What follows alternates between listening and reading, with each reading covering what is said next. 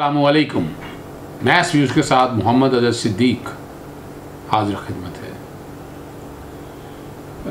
ज़रा वीलॉग बनाने की ज़रा परफॉर्मेंस ज़रा स्लो है वो हर इशू के ऊपर हर बात पे गुफ्तगू तो नहीं करनी चाहिए। जो स्पेशलिटीज़ हैं, जो आप समझते हैं कि आम आदमी के लिए, आप लोगों के लिए समझ के लिए, उस पर बात करनी चाहिए और मेरी कोशिश यही होती है। अभी ताज़ा तरीन मौजू जो है वो all Pakistan political parties conference होने जा रही है। पहले पाकिस्तान बार काउंसिल ने की और उसके बाद वो जो भी डिमांड्स रखी सारी सियासी डिमांड्स थी और नैब जैसे इदारे को ख़त्म करने की घिनौनी साजिश थी वो बेनकाब हो चुकी है। नैब के कवानीन में तरमीम करनी है, तरमीम करें, मगर ये कहें कि आपका एहतसाब ना हो, गिरफ़्तार ना किया जाए, मफौकल फितरत हैं या आप कोई हाथ नहीं लगा सकता, ये तरीक़ाकार बदलना होगा हमें।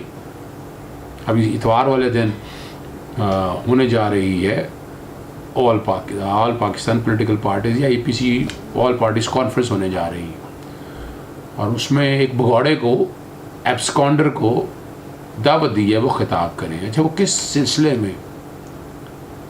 अच्छा, कुछ तारीख़ नहीं पता है आम बंदे को, वो ज़रा समझानी बहुत ज़रूरी है। उससे कबल चैनल सब्सक्राइब की मैं रिक्वेस्ट करूँगा। चैनल सब्सक्राइब आप कर रहे हैं, साथ बेल आइकॉन क्लिक कर देंगे तो आप तक फौरी तौर पर इतला आती रहेगी।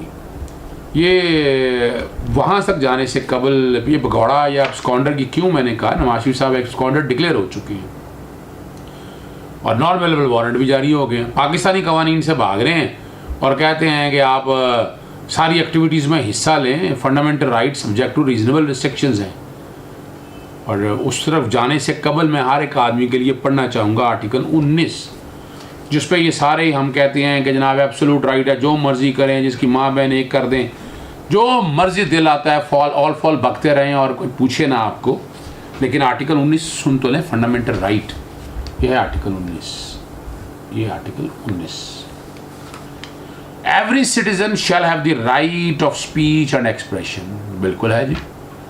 And there shall be freedom of the press, आज़ादी भी है। अगर ज़रा पढ़ता कोई नहीं है, ज़रा वो भी पढ़ा करें साथ। Subject to any reasonable restrictions impose by law, कानून ने अगर कदगन लगाई हुई है in the interest of the glory of Islam और द इंटेग्रिटी, सिक्योरिटी और डिफेंस ऑफ पाकिस्तान। जिसका दिल चाहता है जो मर्जी दीन के बारे में बातें, मुल्क की सलामती के बारे में ऑल फॉल बकता रहता है और वो बाहर बैठे हों। कई लोग हैं जो सो कॉल्ड लिबरल्स हैं, बाहर बैठे हों, मेरा जिसम मेरी मर्जी है, सारी चीज़ों को गौर तो करें क्या बात है। और any part thereof friendly relation with foreign state, अब अगला लफ्ज़ है पब्लिक ऑर्डर, माशरे में इंतशार पैदा ना हो, decency, your right of liberty and where the nose of other starts, और मोरालिटी, और in relation to contempt of court, मुझे क्यों निकाला, 5 जजिस के बारे में तौबा नौज़ बिल्ला, मैं क्या लफ्ज़ कहूँ यहाँ बैठ के, क्या कुछ होता रहा है यहाँ पर। कमीशन ऑफ और इंसाइटमेंट टू एन ऑफेंस, आओ जलाओ गिराओ करो, नैब के दफ्तर में चढ़ाई कर दो, ये नहीं आप कर सकते, इसकी इजाज़त नहीं है। और आगे चलने से कबल ये बैकग्राउंड पे मैंने कहा है कि आर्टिकल 19 साथ चल जाए, पता चल जाए। आर्टिकल 19 मैंने रिक्वेस्ट की है कि आर्टिकल 19 लाजमी बैकग्राउंड पे पीछे चले और उसके साथ साथ ये 17 अप्रैल 2019 का इसहाक डार पे बहैसियत एब्सकॉन्डर पाबंदी का ऑर्डर है। और 89th मीटिंग है council of complaints PEMRA Lahore की, जो 9 अप्रैल को हुई थी। इसमें रिलाय किया था मैंने PLD 2019 सुप्रीम कोर्ट 1 अरशद शरीफ वाला केस था, और कराची PLD 2016 कराची 238 में, क्योंकि आप अदालती मामलात या कोड ऑफ कंडक्ट सबको सामने रखते हुए आपने जो प्रोग्राम करने हैं या अगर एयर लाइव चलाना है तो वो रीजनेबल रिस्ट्रिक्शन का प्रिंसिपल रखना है सामने और उसको सामने रखते हुए चलाना है। Terms of condition of license दी हैं, हर चीज़ पैमरा लॉज के अंदर कोड ऑफ कंडक्ट की शक्ल में और रूल्स में मौजूद है। इसी तरह PLD 2016 कराची 238, जिसमें बड़ा वाज़े तौर पर था कि एब्सकॉन्डर के राइट कोई नहीं है, और उसी को सामने रखते हुए ये मैं मुतल्लिका लैंग्वेज अगर पढ़ दूँ तो ज़्यादा हो जाएगा। where it has been held that a proclaimed offender oblique absconder has no right to enjoy various rights such as appearing on TV. और ये बाकायदा जो रिकमेंडेशंस थी ये गई और इसहाकडार पे टीवी चैनल्स पे आने पे आज भी पाबंदी है। एब्सकॉन्डर हैं, कानून से भगौड़े हुए ना। अगर आप आना चाहते हैं आए, यहाँ अगर बात करें, आप पाकिस्तानी कानून पे रोका है किसी ने आपको। इसी तरह अब लेटेस्ट जो है नवाज शरीफ साहब के केस की तरफ आते हैं। नवाज शरीफ का आपको हर एक को पता है, पनामा केस में, एवन फील्ड के केस में पहले मामला गया सुप्रीम कोर्ट में डिस्क्वालिफिकेशन का कि सगेशियस राइटर्स ऑनेस्ट एंड अमीन नहीं है। और सुप्रीम कोर्ट की बड़ी डिटेल ड्यू डेलिब्रेशंस के बाद, आर्गूमेंट सुनने के बाद नवाज शरीफ साहब को नाअहल करार दिया गया। फिर बात यही नहीं रुकती है। नाअहल होने के बाद नवाज शरीफ साहब को फिर 2 केसों में सज़ाएं हुई हैं। जी बिल्कुल, आप सही समझे हैं, एवन फील्ड और अल अजीज़िया में। नैब के कवानीन के तहत 10 साल और 7 साल और जुर्माने, लेकिन एक बड़ी सख्त सज़ा है सेक्शन 15 के तहत, तो 10 साल के लिए नाअहल भी होगी। कोई पब्लिक ओहदा या पब्लिक ऑफिस होल्ड नहीं कर सकते, कोई अवामी ओहदा रख नहीं सकते। इसी बुनियाद के ऊपर वो सदारत से भी, पाकिस्तान मुस्लिम लीग नून की सदारत से भी डिस्क्वालीफाई हो गए। ये रिकॉर्ड की चीज़ें, ऐसी कोई बात नहीं है। तो ऑल पार्टीज़ कॉन्फ्रेंस में किस हैसियत में खिताब करेंगे या किस कैपेसिटी में, भाई वहाँ तो पार्टी की लीडरशिप ने करना ना खिताब। तो नवाज शरीफ तो लीडर कोई नहीं है किसी पार्टी के, बिल्कुल लीडर नहीं है। और जो अगर PMLN उनको बाकायदा ऑफिशियली नाम देती है, बुलाती है उनको और वो तकरीर करते हैं, तो बासियत एक पॉलिटिकल पार्टी कार्रवाई हो सकती है। और नवाज शरीफ साहब का ये जो भी को खिताब होगा ये मीडिया पे चल नहीं सकता एब्सकॉन्डर होने की वजह से। नाअहल होने की वजह से तो अलग इशू है, लेकिन एब्सकॉन्डर होने की वजह से। और ये कानून की मंशा है, आर्टिकल 4 और 5। आपको आप मिसाल का कानून से आपने क्या किया, आपने खिलवाड़ किया है ना। 8 हफ्ते की आपने ज़मानत की इजाज़त ली कि बीमार हैं, प्लेलेट नीचे आना ऊपर जाना, हर एक को पता है क्या हाल था और क्या क्या ब्रेकिंग न्यूज़ चलती रही हैं, और वहाँ जाके अस्पताल दाखिल हो नहीं सके आप। डेविड लॉरेंस एक प्राइवेट कंसल्टेंट जो फैसिलिटेट करता रहा है, पैसे दें जिससे जो मर्ज़ी करवा लें। अमेरिका किसी डॉक्टर से भी आपने वीडियो कॉन्फ्रेंस पे बैठ के, तो ये तो पाकिस्तान में भी हो सकता था। वहाँ क्यों ठहरे हुए हैं आप? पाकिस्तानी कानून में है ना, मुकाबला करें, फिर आपको इजाज़त है, जो मर्ज़ी करें। आपको रोका है किसी ने? किसी ने नहीं रोका होगा।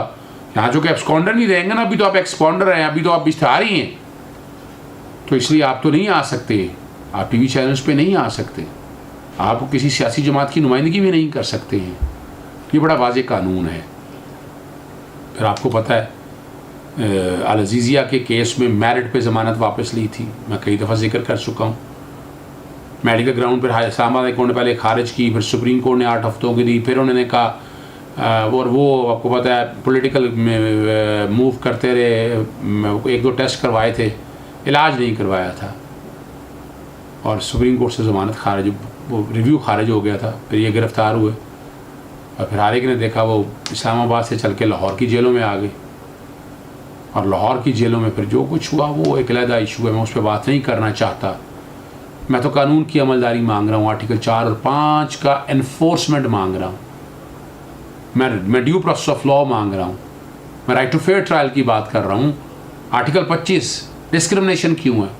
क्या आम सज़ा याफ्ता कैदी इस तरह मुल्क से बाहर गया इलाज कराने के लिए, और फिर वो कहे कि मैं सारे राइट एंजॉय करूँ? किस कानून के तहत सारे राइट एंजॉय करेंगे आप?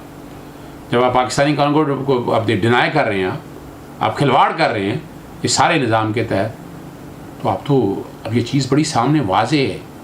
मैं नहीं समझता कि इसमें कोई झोल है या कोई डाउट है, हर चीज़ क्लियर है, हर एक के सामने है, मगर हम बेवकूफ़ बनाना चाहते हैं निज़ाम को। मरीम नवाज साहबा की जहाँ तक है वो देखिए, उनकी सज़ा सस्पेंड है और ओहदा उनके पास भी गालबन कोई नहीं है, और यही बातें जो देखने वाली हैं। आप पाकिस्तानी कवानीन का सामना करें, फेस करें। और नवाज शरीफ और ये इन केसेस में, बाकी केसेस में फ़र्क क्या? हसन हुसैन अभी तक नैब कोर्टों से सज़ाएँ नहीं हुई हैं, इसहाकडार को सज़ा नहीं हुई है, राबिया इमरान को, नुसरत शहबाज को, सलमान शहबाज को, अली इमरान को सज़ा नहीं हुई है, इसलिए मजाक करते फिर रहे हैं वो।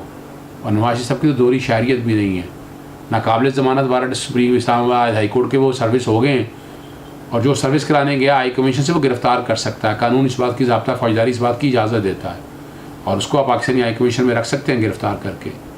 फिर वो डिपोर्ट करने के वाले से मसाइल आएंगे, वो एक अलग इशू है। हुकूमत पाकिस्तान लिखे वज़ारत दाखिला को, वज़ारत ख़ारजा को, एक कैदी को लेके आएँ, कैदों में सज़ा भुगते आ गए यहाँ पर पाकिस्तानी कवानीन के तहत। वो ड्रामा जो है ना अरशद मलिक का, और ये इस तरह के ड्रामे अब नहीं चलने हैं। जो आपके खिलाफ शहादतें मौजूद हैं, शहादत में कोई टेंटेड नहीं है, किसी में कोई सवालिया निशान नहीं उठाया गया। और आज की प्रेस रिलीज़ तो आपने देख ली होगी साथ साथ नैब की तरफ से, कितने सियासतदान हैं, वहीं से अंदाज़ा लगा लें आप। मैं 60 सियासतदान कहता होता हूँ जिन्होंने आसमान सर पे उठाया हुआ है कि नैब को ये कर देना है, पता नहीं क्या कर देना है, बंद कर दें। क्या कर दें भाई बंद? आप करप्शन तो बंद नहीं कर सकते, अब तो लूट मार बंद नहीं कर सकते। साइकिलों पे जो आए इस वक्त खरबों रुपए के मालिक हैं, हर तरह की आसाइशें उनके पास हैं, मुल्क से बाहर जायदादें बना ली हैं, और आम आदमी यहाँ का पिस किया जिसकी दौलत लूट कर आप ले गए हैं, जिसकी दौलत की आप फ़ायदे उठाते फिर रहे हैं। नैब ने वाज़ तौर पर कहा ज़मानतों की मनसूखी के हवाले से, उसने कहा कानून के मुताबिक कार्रवाई होगी, और एवरीबडी हैज़ टू फेस, बड़ी क्लैरिटी के साथ बात कह दी है। और वो जो एक एनआरओ की बातें हो रही थी फैटफ के हवाले से, वो भी अब दम तोड़ गई हैं। नैब के कवानीन में तरमीम अब क्या होती हैं या क्या नहीं होनी है, वो आने वाला वक्त बताएगा। इजाज़त दीजिएगा। अस्सलाम वालेकुम।